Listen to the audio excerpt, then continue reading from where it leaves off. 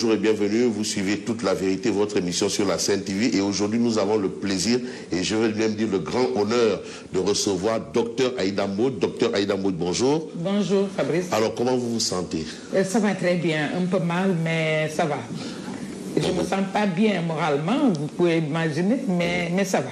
Alors, docteur Aïda Mbodj, quand même, au plan politique, elle n'est plus à présenter. Déjà, au plan professionnel, je rappelle que vous êtes docteur en relations internationales et diplomatie, ce n'est pas déjà donné. Oui. Docteur Aïda Mbodj, au plan politique, c'est quand même une grande dame qui a eu des conquêtes, non seulement pour la parité, elle a porté ce combat. Et si aujourd'hui, la parité a plein pied au Sénégal, c'est en grande partie grâce à Madame Aïda Mbodj, à l'époque, qui a quand même occupé des fonctions de ministre de la Femme et de la microfinance, qui a été par la suite ministre d'État, qui a été aussi maire de Bambey, président du conseil départemental de Bambey. Madame Aïda Mbodj, au plan politique, on pourrait dire n'a plus rien à prouver, sauf peut-être le fauteuil présidentiel. C'est bien ça? Oui. Absolument. Et d'ailleurs, vous êtes candidate à la présidentielle. Oui, effectivement, par mon parti, l'Alliance nationale pour la démocratie. Je voudrais ajouter à tout ce que vous venez de dire, je n'ai rien à ajouter puisque vous êtes le témoin de l'histoire, particulièrement en ce qui me concerne. Mais vous avez oublié l'aventure parlementaire. Ah. Qui est une aventure très exaltante. Absolument. Présidente du groupe parlementaire, oui. Vice-présidente de l'Assemblée nationale, oui. Quand même, ce n'est pas donné. Et d'ailleurs, président de commission et oui. Madame Aïda Mbodj, toujours dans son combat contre l'injustice, oui. A permis quand même de niveler à un certain moment la question de l'aide à la presse. Suivez mon regard, de toutes les façons, oui. Elle sait et je sais, et beaucoup savent de quoi je parle. Oui, oui. Absolument. Donc, merci beaucoup Fabrice. Permettez-moi de saluer tous vos téléspectateurs, mais de saluer d'abord le patron de Sen TV, mon jeune frère et fils Bougane Gueye Dany et tous ceux qui sont avec lui. Saluez vos collaborateurs et effectivement exprimer le même plaisir d'être avec vous. Absolument. Alors quand on voit Aïda Mbodj, ce n'est pas une personne qui au plan politique compte, mais pèse. Vous avez quand même joué des grands rôles sous Abdoulaye Wade, alors ministre de la Femme et de la microfinance. D'ailleurs, la victoire éclatante en 2007 porte votre empreinte avec l'actuel président de la République. Oui, il a été directeur de campagne. Notre directeur de voilà, campagne. et vous qui avez en main les femmes, oui. Vous avez joué un très grand rôle. Oui. Et aujourd'hui, vous allez à la conquête justement du fauteuil présidentiel. À votre avis, le recul démocratique dont on parle souvent, est-ce que ce n'est pas un procès en sorcellerie? Non, pas du tout, parce que c'est le président lui-même qui l'a dit. Au lendemain de sa prestation de serment devant les 7 sages, il nous l'a promis.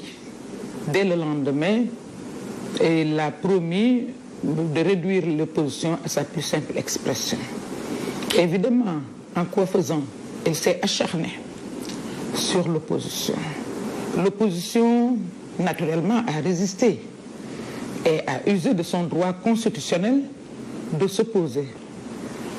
Ce qui s'ensuit, c'est qu'elle a subi cette opposition des restrictions de liberté et des restrictions de liberté qui émanent de l'oppression de la majorité présidentielle. Et parfois, on ne peut même pas dire qu'on a l'impression, mais c'est parce qu'on a dévié ce qui est essentiel, c'est l'état de droit. Parce qu'à certains endroits, on a utilisé la justice. Or, un grand magistrat disait que la justice s'est adossée sur un seul principe, le principe de la primauté du droit. C'est le droit qui doit primer sur tout. Le droit est transversal.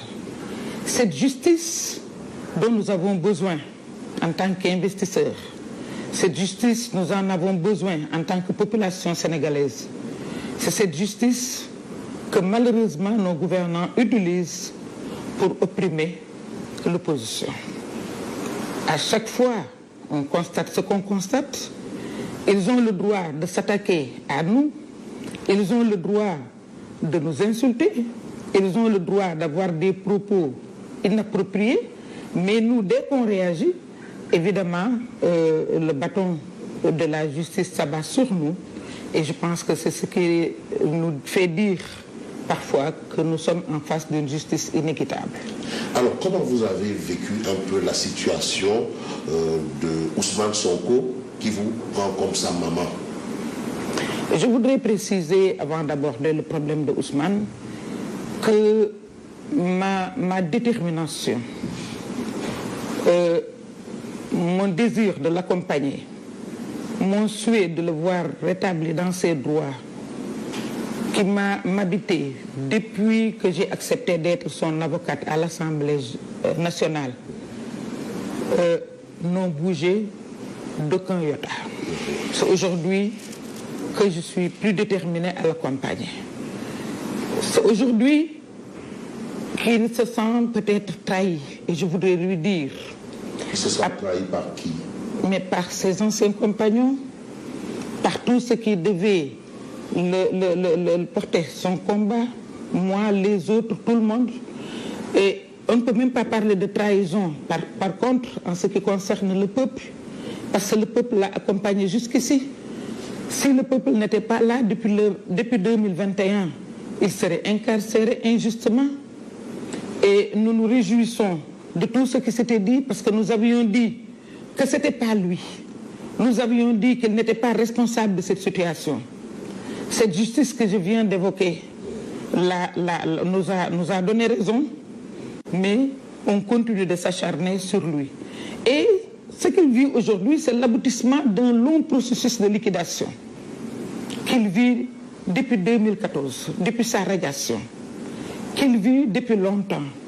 Aujourd'hui, on en rajoute, parce qu'on ne peut pas parler de trahison, peut-être j'ai lâché le mot, mais on peut parler de déception. Déception vis-à-vis de certains pour qui Ousmane Sonko avait véritablement de l'affection et de la sympathie. Mais oui, mais est-ce qu'il peut reprocher à ces derniers d'avoir aussi les mêmes ambitions que lui, c'est-à-dire la conquête du fauteuil présidentiel? Pas du tout. Ousmane Sonko a été le premier, parce que n'oubliez pas que Yewwi Askan Wi s'est inscrit dans une trajectoire très noble, qui a un objectif d'être ensemble pour les élections plurinominales, mais aussi d'aller seul aux élections uninominales, c'est-à-dire la présidentielle. Alors, et il a été le premier à le prôner, même en déclarant sa candidature, il l'a rappelé. Ça, c'est retenu. Par contre, ce qu'on ne peut pas permettre à Fabrice Nguema, c'est de vouloir avoir une place privilégiée à Sen TV et d'empêcher à quelqu'un d'intégrer Sen TV. Ça, on ne peut pas le permettre. Ça, c'est inacceptable, c'est inélégant, c'est inamical. Et c'est ce qu'on voit aujourd'hui. Les gens sont allés jusqu'à utiliser la justice, c'est-à-dire ce qu'on a toujours décrit, qu'on a été privé d'élections à cause de la justice. Aujourd'hui, on utilise, depuis 72 heures, on entend des gens qui brandissent des plaintes par-ci, des plaintes par-là. L'article 80, qui est combattu par tous les démocrates du monde, je dois dire, aujourd'hui, on nous dit, si tu dis quelque chose à quelqu'un qui n'est même pas président, une plainte s'abat sur toi. Quelqu'un revendique la capacité de pouvoir libérer Ousmane Sonko, alors qu'il n'est ni auxiliaire de justice, il n'est encore moins magistrat. Vous parlez de qui? Je ne sais pas.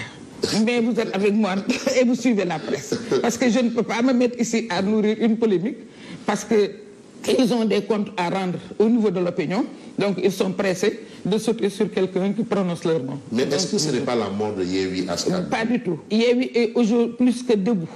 Yewwi, comme je l'ai dit tout à l'heure, suit sa trajectoire et a un objectif précis. Nous avons souscrit un accord cadre, et cet accord cadre a été très clair. Pas d'accointance avec l'adversaire, respect entre nous pendant la campagne, pas de dérive, soutien au deuxième tour.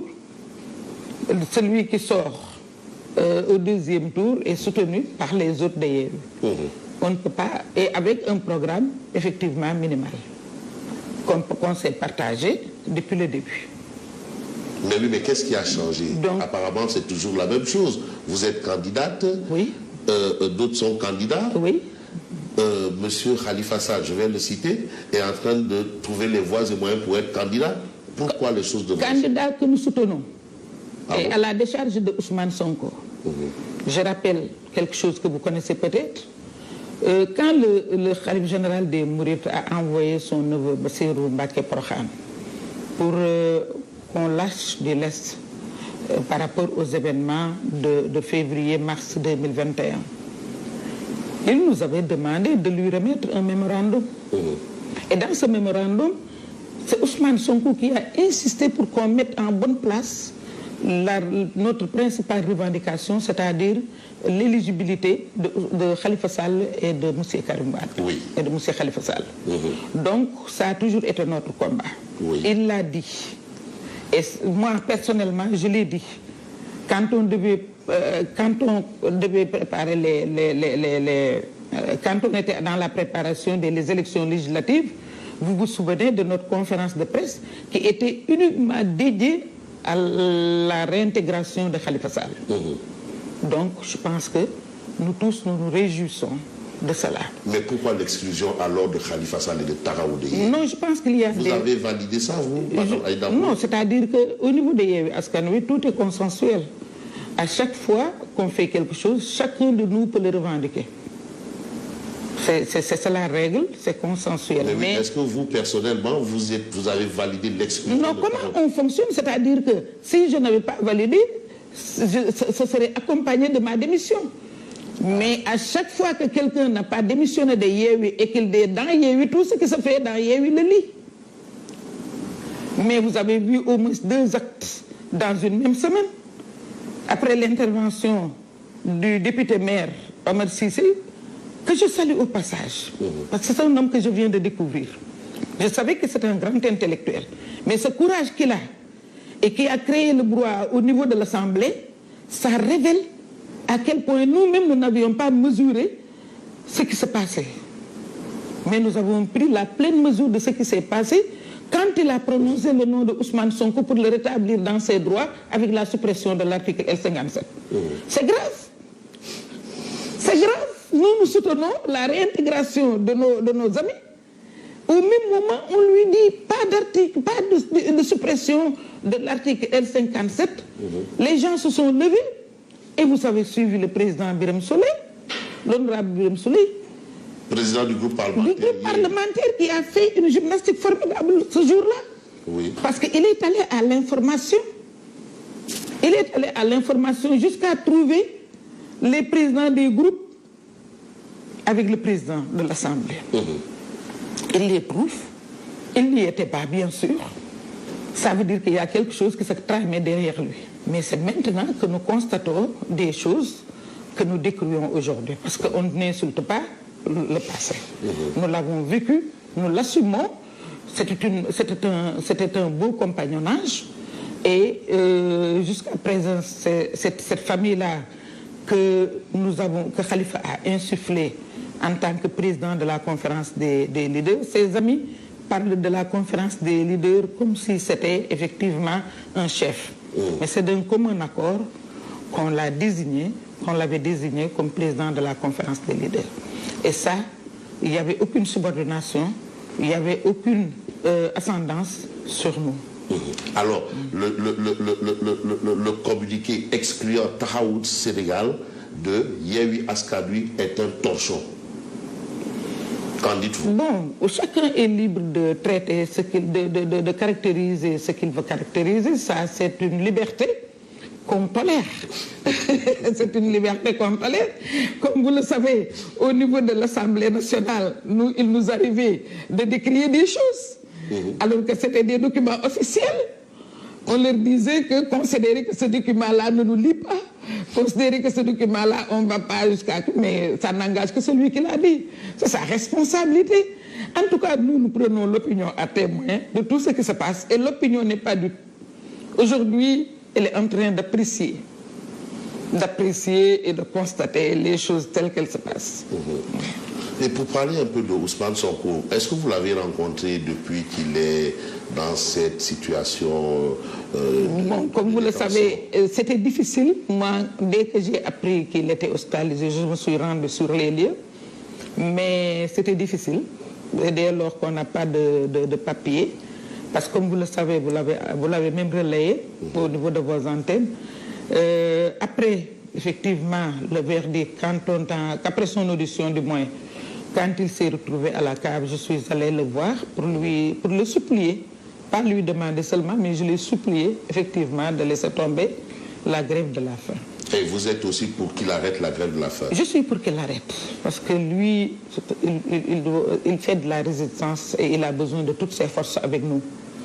Alors donc, je suis contre tout ce qui pouvait l'affaiblir. Évidemment, il a raison de le faire, parce que on a utilisé la force de l'État pour le mettre là où il est, mais je pense qu'il doit retrouver ses forces et lutter comme il avait l'habitude de le faire. Mais oui, mais s'il a subi un peu tous ces assauts dont vous dites de la part de l'État, est-ce que c'est pas parce que, comme le disent certains, il a un peu trop violé la loi? Et vous le savez, qu'il ne respecte pas la loi. Comment il a violé la loi? En s'attaquant à des magistrats, en s'attaquant à des hauts gradés de l'armée, en refusant par exemple d'obtempérer quand il fallait obtempérer. Non. Ousmane Sonko, moi je ne suis pas d'accord sur votre appréciation. Non, parce qu'en fait, il ne respecte pas la loi. Il ne s'est pas attaqué. Non, quand il s'est senti visé par quelque chose. Parce que je vous ai dit tout à l'heure, quand quelqu'un qui n'est pas dans la magistrature, ce que représente la magistrature, pour tout ce que représente la magistrature, quelqu'un se permet impunément de dire je fais sortir un tel et les juges le regardent, la magistrature regarde ce monsieur utiliser la justice, c'est-à-dire se substituer à la justice, on le regarde, c'est tellement écœurant. Moi, ce que je crains, c'est qu'au-delà de Ousmane Sonko, que ça puisse écœurer les populations ou bien les partisans de Ousmane. Parce que quand même, Ousmane Sonko est un phénomène qui cristallise aujourd'hui tous les espoirs de la jeunesse sénégalaise. Ah bon? Et même au-delà de la jeunesse.